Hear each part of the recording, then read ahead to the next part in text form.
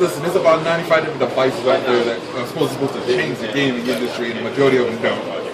Look, this is gonna be another one that probably doesn't. I mean, Ouya has the right approach with low tech, aka Nintendo's done that with the DS, and Nintendo's done that with the.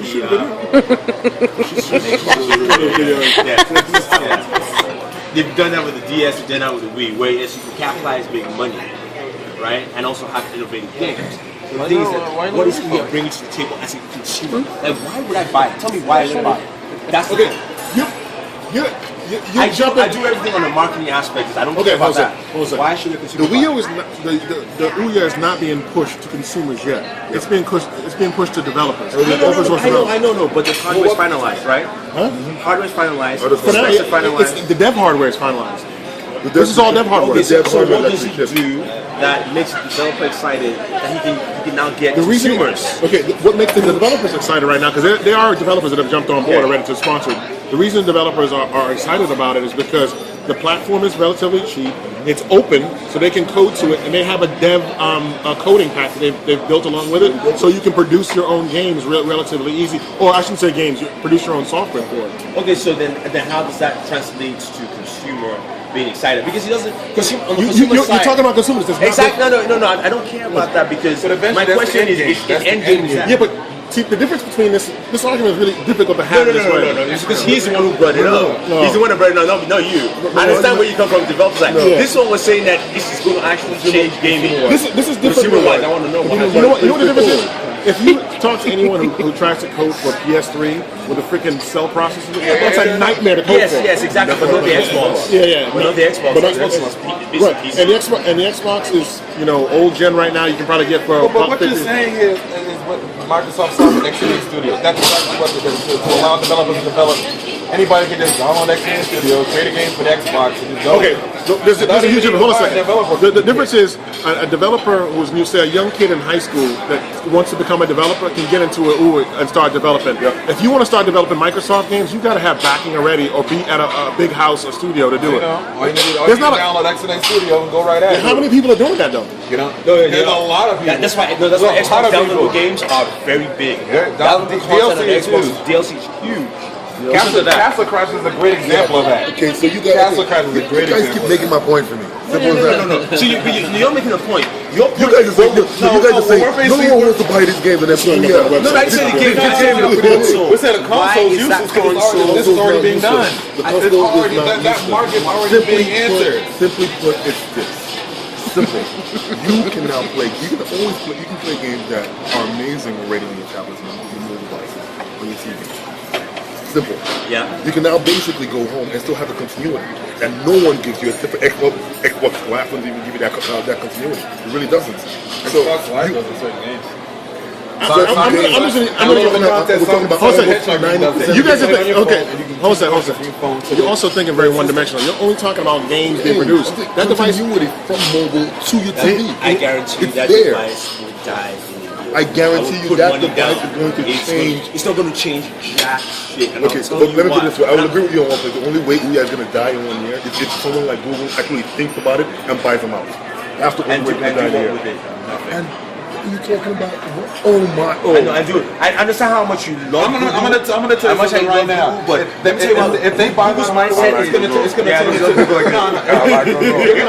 if Google buys them, it's gonna turn into some set-top TV thing. It will not be a gaming console. It'll be some set-top TV thing.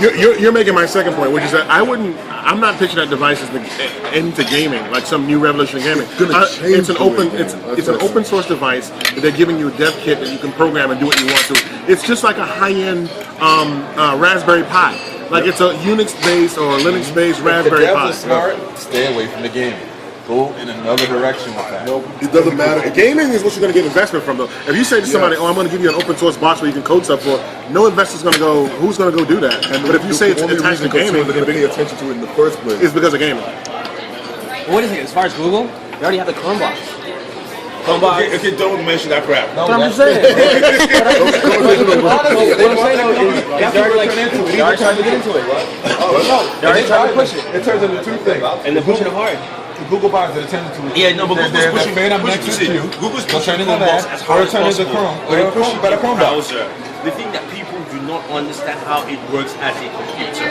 That is the problem. They don't want the computer. I mean, as much as it's simplistic and you can work online and stuff, fuck it. If I'm driving a road, I'm going through Nigeria where Wi-Fi is almost non-existent. How am I supposed to do my work? I mean, this ain't like Chromebooks as a method is 20 years from now. That's a niche market that you're talking about right now. No, the niche market. Even in the US here, look at how we had bad data here. Yeah. Right?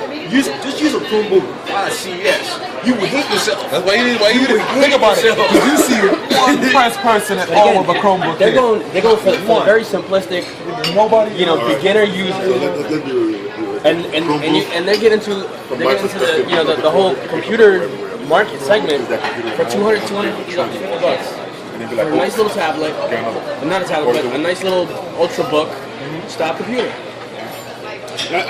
And Google has this argument. I'm not going to pitch too hard for the Chromebook. As much as I support Google's antics, they produce a lot of great products. And a lot of crap too at the same time. They do, but you're going to have to create a lot of crap sometimes to get to something. But the Chromebook does have that weakness that if you're depending on a device is based on cloud and you're depending on infrastructure, even the U.S., which is a first world country, doesn't have the infrastructure to currently support. Unless you live in South Korea, I would not. I would never. Standard speeds are 65 megabits per second, 100 minimum.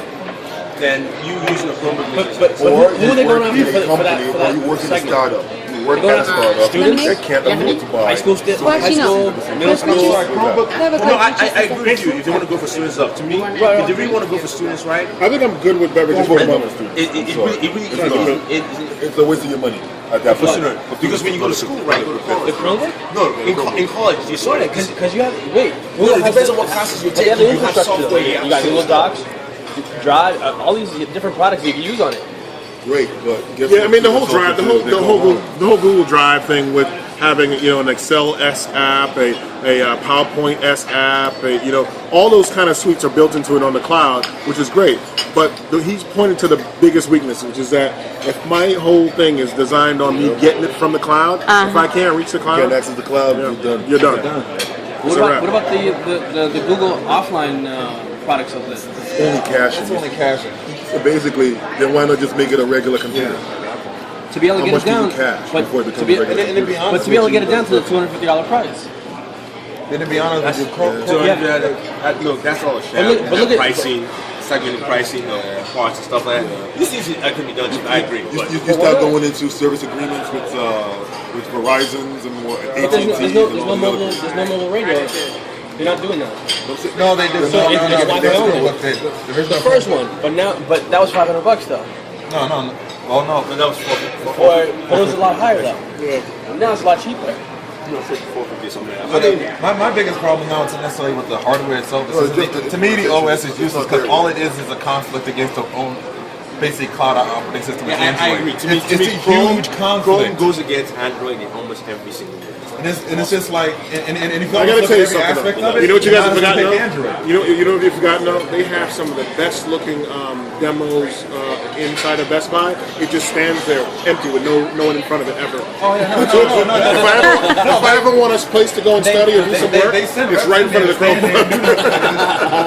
No, the demo looks amazing. Nobody goes in and does it. I'm in Best Buy on a regular basis. There is never anyone in there. I'm about to say something, I don't want to get down on tape. You'll see somebody pass by, they look and go, oh, okay, and they No, people do know. They go, oh, look at this computer. Oh, $250. That's what gets them in there. Yeah. And then they realize. Once they can't do anything useful, then they're going to buy a Ouya, and this is where the strength of If that thing ran Android, I would support it a little bit better. If it ran Android, I would support it better. But it's running an OS that is against its own self. The problem is this, that gaming is really two aspects. As much as he says he will change gaming, is mobile, which used to be the DS and portable, which cell phones have taken over. And then there's home console. The problem is, how does Ouya fit into that middle home portability? Well, see, the thing is, the section or anything else? There's a difference. When you're talking about gaming on the go, there's a split. There's portable gaming and then there's mobile gaming. Those are two different segments. The DS fits into the portable gaming. That's a portable gaming console. This isn't a portable gaming console. This is mobile gaming. That's there's one aspect that you're forgetting too. With this phone, this phone is great for like little tiny apps or whatever. But when you want to play a game that even approaches realness and scalability, adding a joystick to this thing, ain't nobody doing that. But you get a DS. Or you could do what Razer did. A tablet. No. They're basically a huge brick. Oh, I'm not going to say anything bad. I like this product. It's a big tablet and an even bigger holder. No, but nobody's going to travel that one actually makes sense. They're doing some portable gaming. How are you going to travel with that thing? Gamers will do it. They already crack boxes around. Gamers will do it. Oh, actually, I agree. I saw a dude with an ATX case on his back, and I was like, yeah. So no, but remember the whole market of accessories to sell sports bags. They'll do it. To Razor's point, Razor's point is that for them, this is the lightest of that category we'll get. Yeah, you know, that is okay. At most, I don't think that will weigh 5 pounds. Hey, somebody tell me about that. So I passed by the booth with the Edge or whatever it is. Talk to me about that Edge thing because I didn't get a chance to review it. The Edge product. Well, basically the Edge is it's a full Windows 8 gaming tablet. Yeah. So it's going to cost $2,500? It starts at $999. For the Core i5, then All right, I'm signing off now.